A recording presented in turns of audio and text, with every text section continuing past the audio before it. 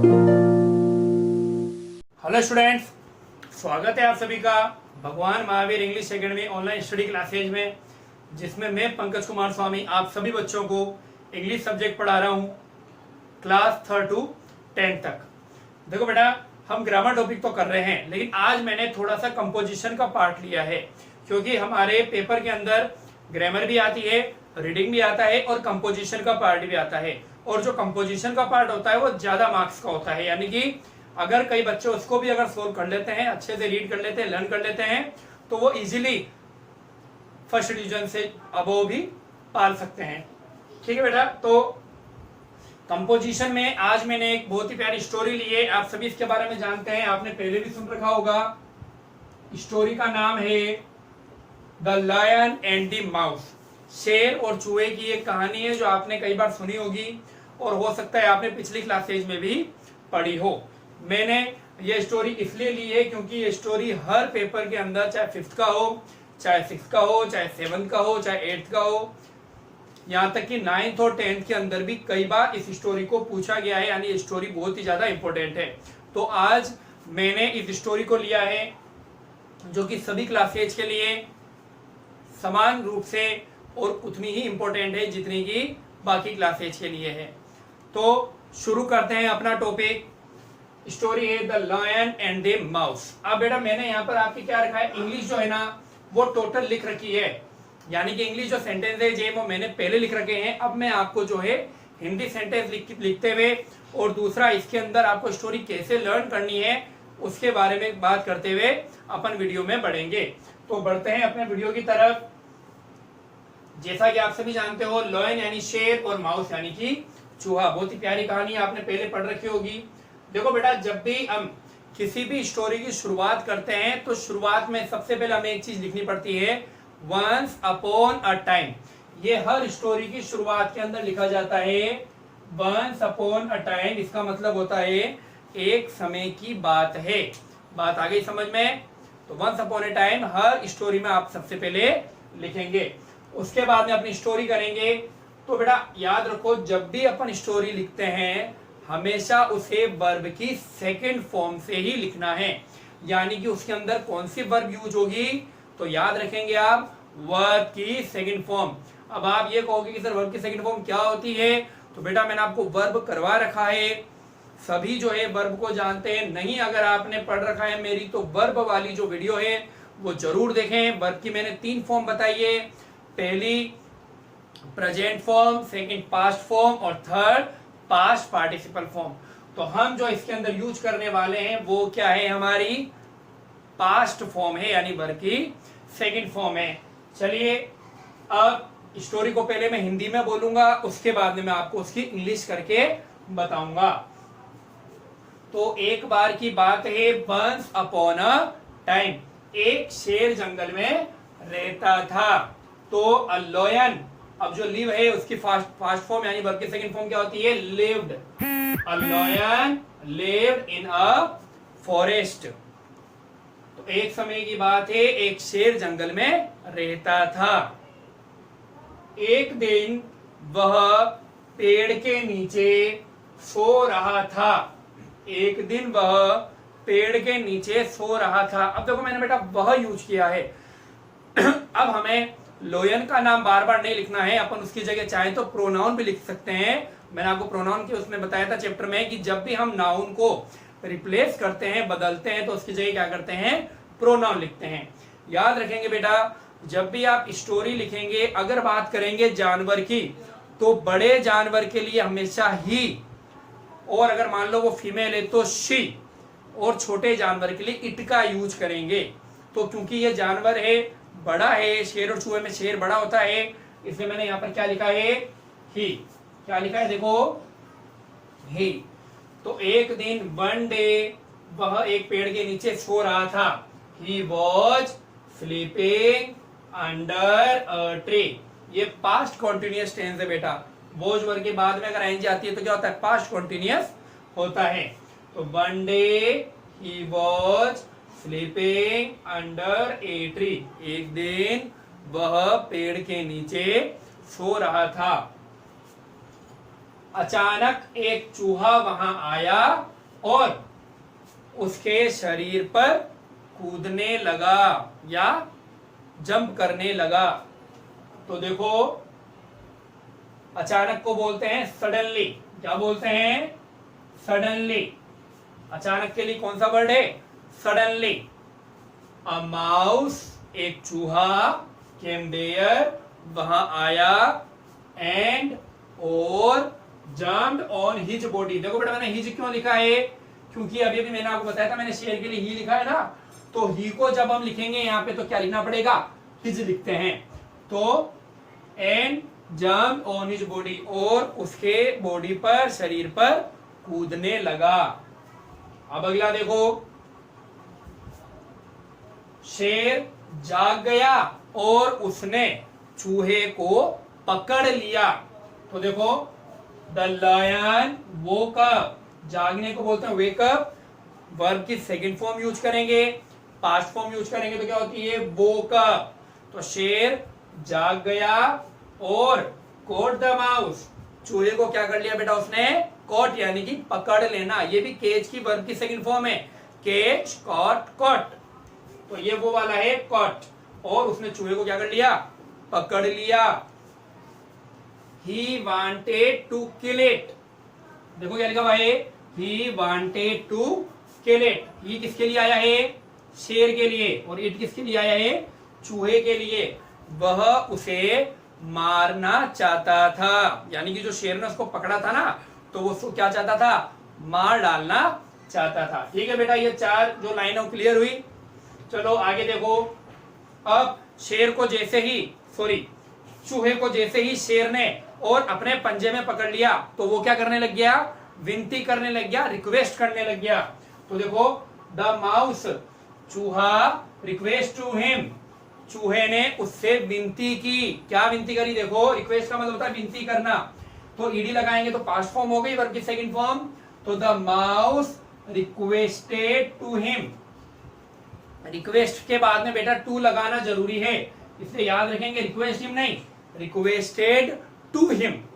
तो the mouse requested to him, चूहे ने शेर से विनती की। क्या विनती की? देखो माय लॉर्ड, माय लॉर्ड का मतलब होता है बेटा महाराज, यानी कि बड़े आदमी, महाराज।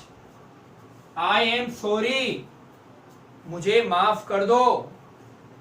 You are the king of the forest, आप तो जंगल के क्या हो? राजा हो। अब आप कहोगे सर आपने यहाँ पे आर क्यों लिखा है, जबकि आप तो कह रहे थे कि इसके अंदर पास्ट आता है। तो बेटा पास्ट तो आता है, लेकिन देखो उस समय जब चूहे ने बोला तो ये थोड़ी बोलेगा आप जो है जंगल के राजा थे। अभी मैं बात कर रहा हूं, चूहे ने उस समय बात करी है, इसलिए यहाँ पर क्या है? आ रहे हैं। और एक और बात गौर करने की बताऊं आपको, तो बेटा जब भी ये इन्वर्टेड कोमा आता है तो आप याद रखेंगे, इन्वर्टेड कोमा का मतलब होता है आपको जैसा कहा गया है वैसा का वैसा बोलना है। यानी इस समय मैं जो है चूहा हूं और मैं सामने वाले को यानी शेर को जो है क्या कर रहा हूं? विनती कर रहा हूं। क्या कह रहा हूं? देखो माय लॉर्ड, महाराज, आई एम सॉरी, मुझे माफ कर दीजिए। You are the king of the forest, आप तो जंगल के क्या हैं? राजा हैं। It, sorry, please leave me, leave का मतलब होता है बेटा छोड़ देना, यानी कि मुझे आप क्या कर दो? फ्री कर दो, छोड़ दो। प्लीज लीव मी, कृपया मुझे क्या कर दो? छोड़ दो। It promised to help the lion, it किसके लिए आया है? चूहे के लिए। और उसने शेर से और क्या करी? प्रोमिस की। किस बात की? टू हेल्प द लायन, यानी कि उसकी मदद करने की। वापस से देखो, the mouse requested to him, जैसे ही शेर ने चूहे को पकड़ा, चूहे ने उससे क्या करी? विनती की।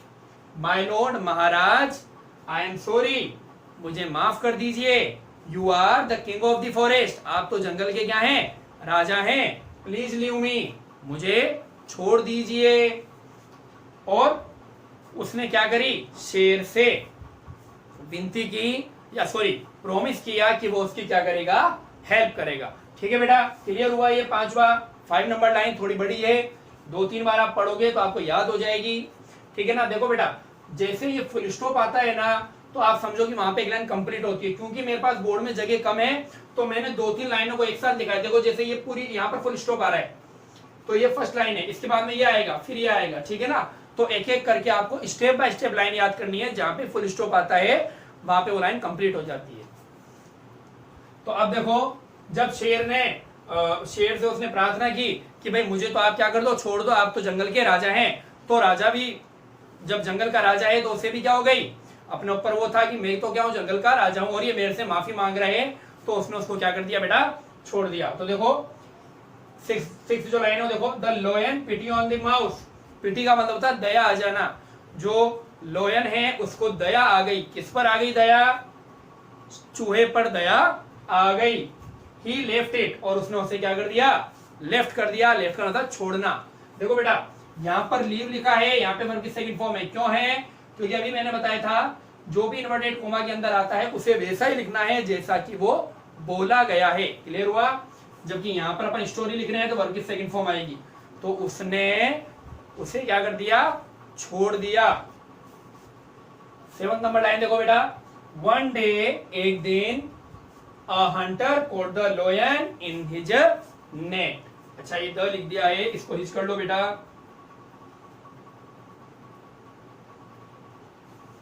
एक दिन एक हंटर, हंटर क्या मतलब होता है, शिकारी। जो शिकार करते हैं ना जंगल के अंदर जाकर और जानवरों को पकड़ते हैं अपने जाल के अंदर, उनको बोलते हैं हंटर। तो एक दिन एक शिकारी ने क्या करा, शेर को अपने जाल में पकड़ लिया। देखो क्या लिखा हुआ है, one day a Hunter caught the lion in his net। एक दिन शिकारी ने शेर को अपने जाल में क्या कर लिया, फांस लिया, पकड़ लिया। Lion began to roar. अब जब लोयन को पकड़ लिया तो वो क्या करने लगेगा, दहाड़ने लगेगा। दहाड़ने को बोलते हैं रोर, ROAR। तो लॉयन बिगेन टू रोर, शेर दहाड़ने लगा। The mouse heard his roar. जो माउस है, चूहा है, उसने उसकी क्या सुनी, रोर यानी कि दहाड़ने की आवाज सुनी। The mouse heard his roar. अब देखो बेटा एक और बात बताऊं मैं आपको, जो माउस है उससे पहले अपन ने द लगाया है, ऐसा क्यों। जब भी आप स्टोरी लिखो तो एक बार अगर आप किसी का नाम लिख दो और अगर दोबारा उसका नाम लिखना पड़े तो बेटा द लगाना कंपलसरी है। इसलिए क्योंकि मैंने पहले माउस को लिख दिया था, इसलिए मैंने यहाँ पे द माउस लिखा है। तो the mouse heard his roar. जो माउस है, चूहा है, उसने क्या करी, उसकी दहाड़ने की आवाज सुनी। It cut the net with its sharp teeth. उसने क्या करा, उस नेट को यानी जाल को काट दिया। किससे, विद इट्स शार्प टीथ, अपने नुकीले तेज दांतों से क्या कर दिया, उसको जाले को काट दिया। भाई उसने जैसे आवाज सुनी तो चूहा वहां पहुंचा। पहुंचते उसने देखा कि शेर जो है वो क्या है, जाल में फंसा हुआ है। तो उसने अपने नुकीले दांतों से क्या कर दिया, उसको तेज दांतों से, तीखे दांतों से जाल को काट दिया। The lion became free. जो शेर है वो क्या हो गया, आजाद हो गया। क्या हो गया, बिकेम फ्री का मतलब शेर आजाद हो गया। ठीक है बेटा, तो ये आपकी स्टोरी थी लॉयन एंड द माउस। अब ध्यान रखो, जब भी आप स्टोरी लिखो तो उसके नीचे मोरल लिखना जरूरी है। मोरल यानी होता है शिक्षा, यानी कि आपने इतनी बड़ी स्टोरी लिखी है, इससे आपको शिक्षा क्या मिलती है, उसके लिए अपन क्या करते हैं, मोरल लिखते हैं। जैसे देखो यहाँ पे मोरल क्या है हमारी, M कैपिटल आएगा। तो हमारी मोरल है डू गुड हैव गुड। अच्छा करो अच्छा पाओ, अच्छा करोगे तो अच्छा मिलेगा। ठीक है बेटा, तो ये आपका जो स्टोरी थी आज की, the lion and the mouse, यहाँ पर कंप्लीट होती है। मैंने जितना हो सके इजी से इजी वर्ड यूज किया है। फिर भी अगर आपको कोई वर्ड ऐसा लगे कि सर ये तो मैंने पहली बार सुना है या फिर मुझे याद नहीं हो रहा है, तो बेटा 2-3 बार उसको लिखोगे ना तो आपको बहुत अच्छे से याद हो जाएगा। क्योंकि ये स्टोरी अगर आपने एक बार याद कर ली तो आपको बार बार याद करने की नीड नहीं होगी। इसके अंदर हर एक चीज है जो स्टोरी के अंदर, चाहे आप 8th क्लास में बैठे हैं, चाहे 7th में बैठे हैं, चाहे 5th में, चाहे 4th में, चाहे 3rd में, यानी आप किसी भी क्लास में हो, आपको ये स्टोरी हमेशा लर्न रहेगी। इसे इसी तरीके से याद करें जैसे मैंने आपको समझाया है। याद रखें कि हर स्टोरी, जो भी आप स्टोरी याद करो, तो जैसे ही फुल स्टॉप आ जाए तो आप समझो कि वहां पे लाइन खत्म है। यानी कि ये नहीं कि आप यहां से लेकर यहां तक की याद कर रहे हो, नहीं बेटा। सबसे पहले यहां से लेकर यहां तक याद करो, फिर you are the king of the forest complete, फिर please leave me, full stop, it promise to help the line. आगे बात समझ में? तो फुल स्टॉप से याद करो, लाइन टू लाइन याद करो, ठीक है। जैसे मैं आपको गिन के बताता हूँ, देखो यहाँ पे 1 2 3 4 5 6 7 8 9 10 11 12 13 14 एंड 15।